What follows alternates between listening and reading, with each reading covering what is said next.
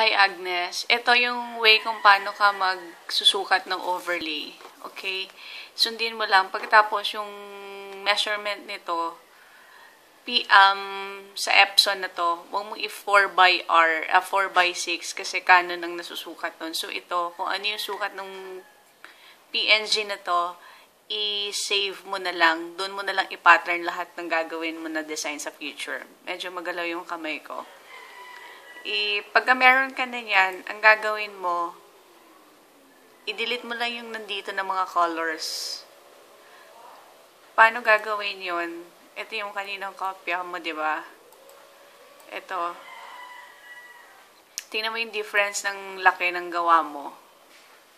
Pag ito yung sa Canon, yung maliit. So, isa-stretch mo pa yan para lumaki. Kasi laki nito ng Epson.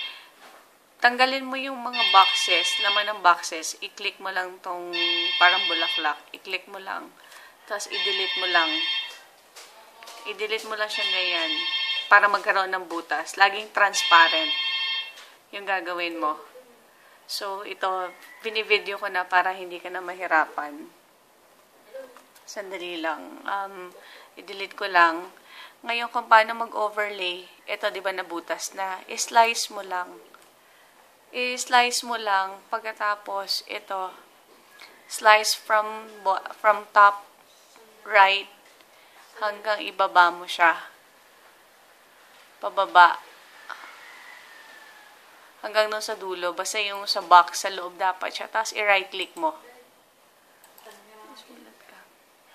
Tapos, ayun, makikita mo yung numbers. Kung ano yung nakikita mong numbers, isulat mo siya. So, yun yung tinatawag na overlay doon sa photo booth settings. Ayan yung numbers na isusulat mo, copy mo from top, pababa. Una muna yung X, Y, W, H. Tapos, pag nakopya mo na, i-cancel mo na. Tapos, sa baba uli, ganun uli yung lahat. Lahat uli. Tapos, sukatin mo uli. Pag sumobra ka, i-click mo lang mabuti doon sa loob ng line na ginawa mo. Tapos, i-right click mo uli. Edit slice uli. Tapos, kung ano yung makikita mong numbers, yun uli yung gagawin mo. Nasukat ko na to, pero hindi ko makita ngayon sa video eh. Ulit, from X, Y, tapos W hanggang H ka. So forth, and so on. So on, and so forth ulit. Ganun ulit. Ganun lang. Simula muna sa taas, sa right, hanggang pababa. I-drag mo, tapos right click, edit slice. Pag nakopya mo na yung number, ka-cancel mo lang. Tapos, isa-save mo siya. Punta ka ng file, save as PNG. So, dapat overlay pa rin. So, mamaya ko na lang ito papalitan. PNG.